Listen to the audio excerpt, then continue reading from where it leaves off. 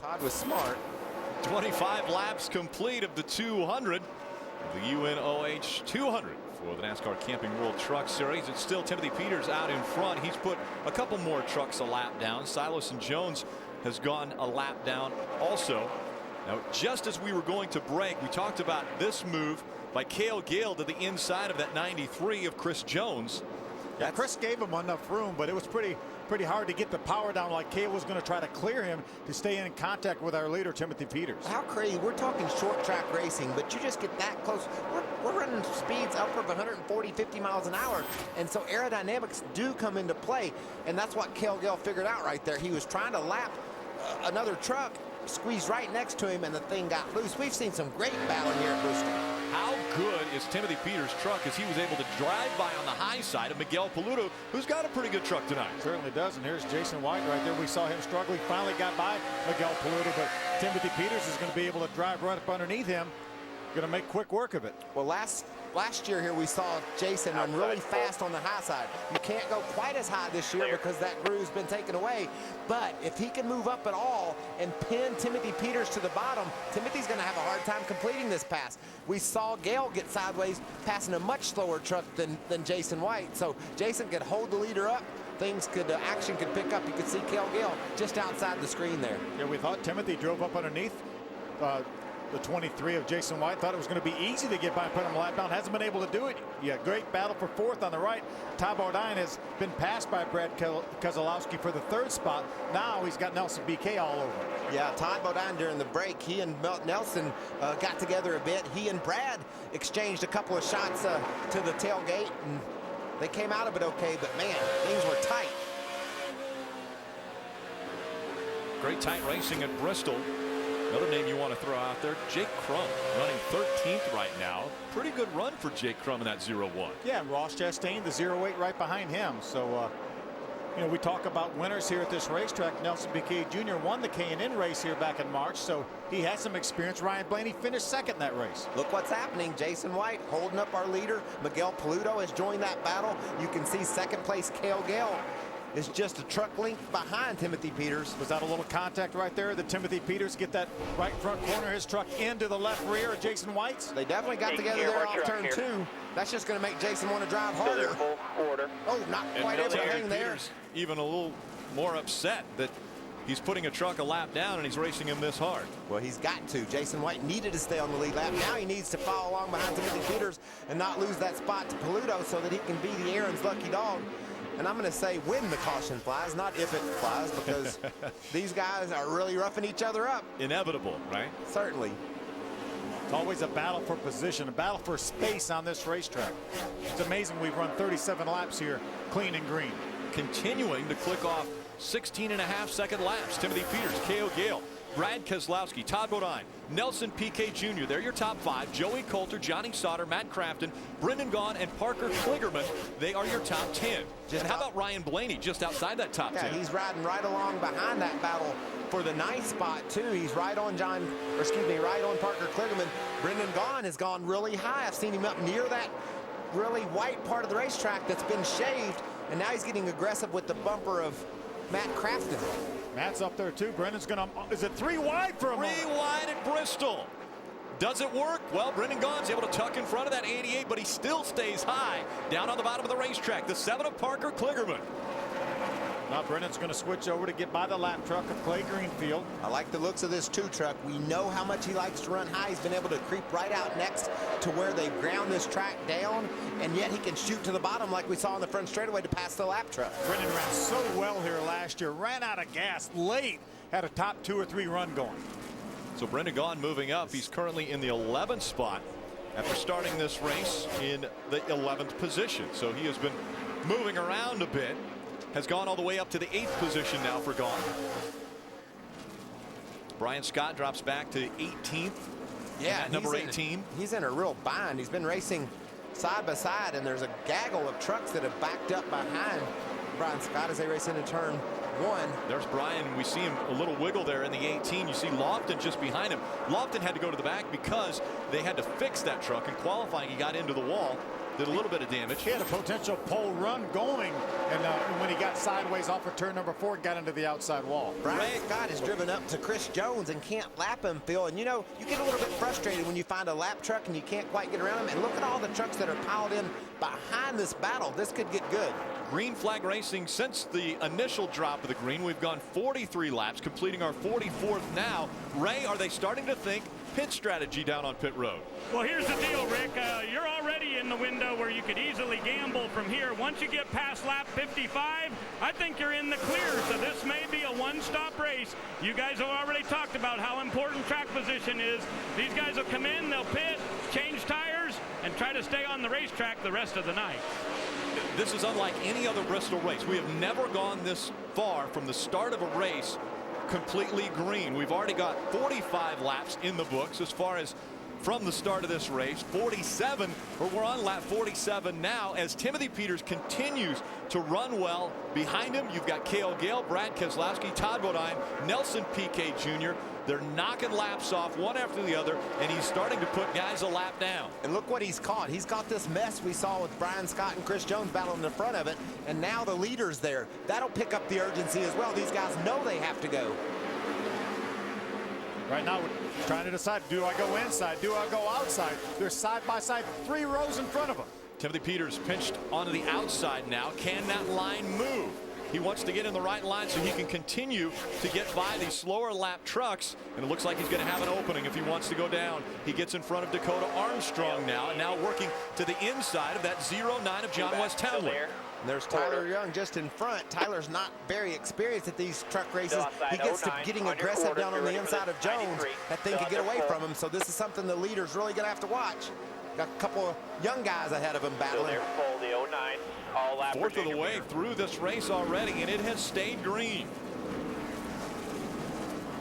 He's still trying to make his way around John West Townley. Young is able to get by Jones. Great job by Tyler Young. Got aggressive, moved Jones up the hill a little bit, and now John West Townley's going to have to battle with Chris Jones. It just makes you, it gets you frustrated when you're out there racing. You come to a lap truck, you would ask for a little bit of room here to let you make the pass, because all they're doing running side by side with you is holding you and them up. And allowing Cale Gale to close the gap, but it's just been the opposite. Cale Gale hasn't been able to get through the traffic as well as Timothy Peters. So right now, it is Timothy Peters and Cale Gale separated by a half a second at Bristol.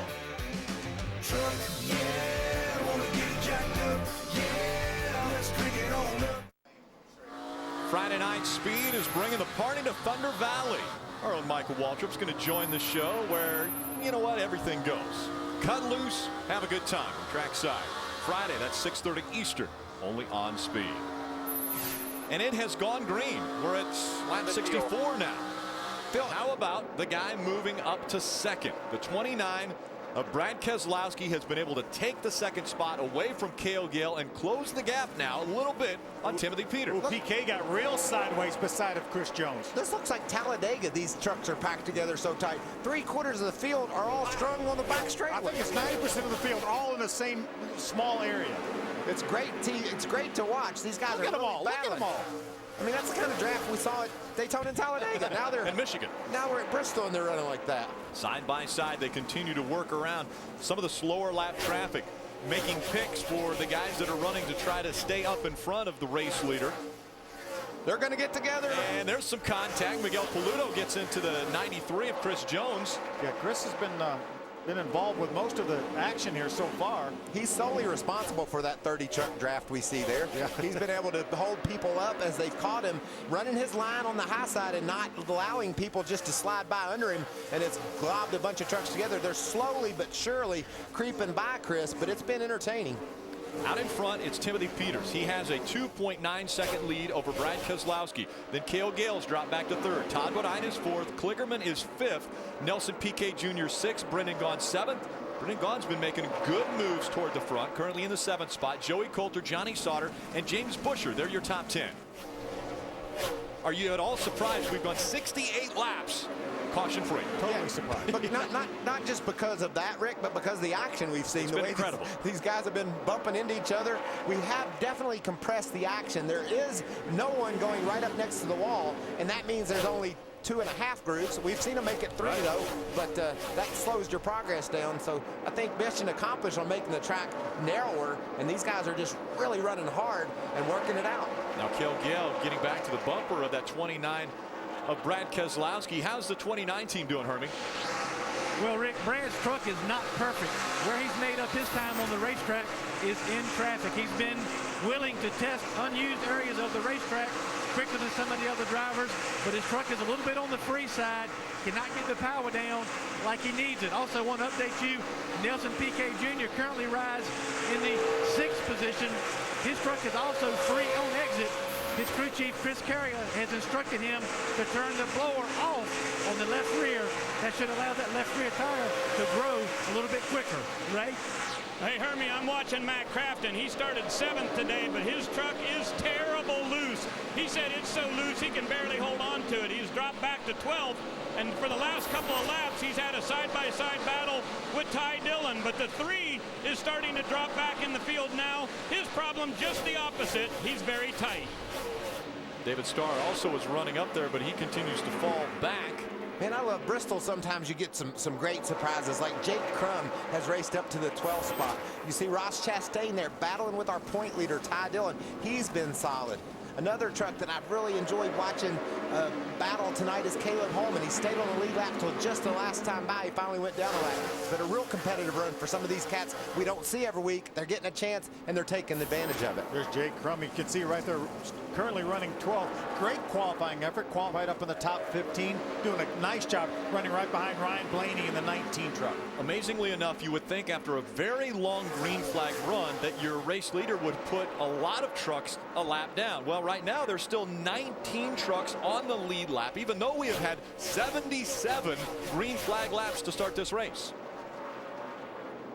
You can see there Ryan Blaney started up inside the top 10, and Jake's caught him now.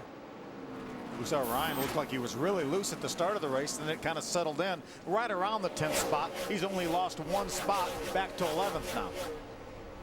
The next truck that Timothy Peters will try to put a lap down is Justin Lofton. Seen Justin to victory lane this year.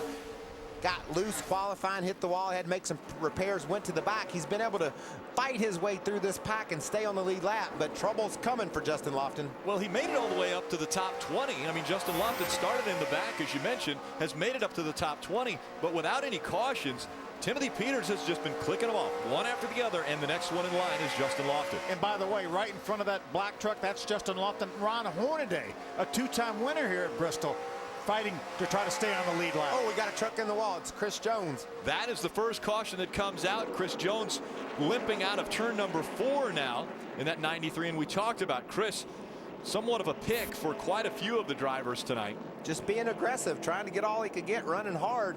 Looked like maybe, Phil, he got up into the slick part of the track, the part that... No, that was good. I was running that high side, and I don't know if it blew a tire or something. There was no vibrations or nothing. It just popped the wall. He definitely jumped quickly out of the groove. I don't know if he just got loose, and when he got into the, see a piece of metal there, when he got into that ground part of the racetrack, but he was running really high. You can see up the top of the screen. Top of our screen there. Oh, it broke something. It broke something because he was down in the black. He talked about running up high, but he was down in the groove, and that thing took hard right. Great break for Hornaday, though, and Lofton, who were just in front of our leader, Timothy Peters, and will remain on the lead lap. Well, folks, you saw something that we haven't seen since 2005, and that is the longest green flag stretch to start a race since Milwaukee back in June of 2005 when they went 143 laps. Now they're making their way onto pit road. Hermie. Brad Keselowski is going to bring his car to pit road. He is loose on entry into both corners. They're going to take 4 tires, fill it with Sunoco fuel, and try to get him out front. We'll see if they're able to do that on pit road. Ray? Ernie, I ran up and down pit road asking crew chiefs, will anybody take 2 tires? Each crew chief said, absolutely not. We don't want to take a chance of messing up the balance. You see right there, Timothy Peters rolling down the front stretch. He will come right to the middle of pit road as he dives in at the very top. They're going to take 1 pound of air pressure out of the right rear on this red Toyota Tundra. In pit stall number 1 at the bottom of your screen, Cale Gale in that ream number 33. He said, I love the balance of this truck. Don't do anything at all. We'll keep our eye on pit times here and watch the exit off. Normally pit stall 1 is great. Peters is already out. He is going to roll out and looks like he will beat Cale Gale off as they have a hang up on the number 33. Well, one of the other problems, and it was a rare mistake that we don't normally see out of Brad Keselowski, but he pulled too close to the wall. His jackman couldn't get the truck jacked up. He had to use very short strokes to get the truck moved up, and so he had a hard time getting off of pit road there for Brad Keselowski.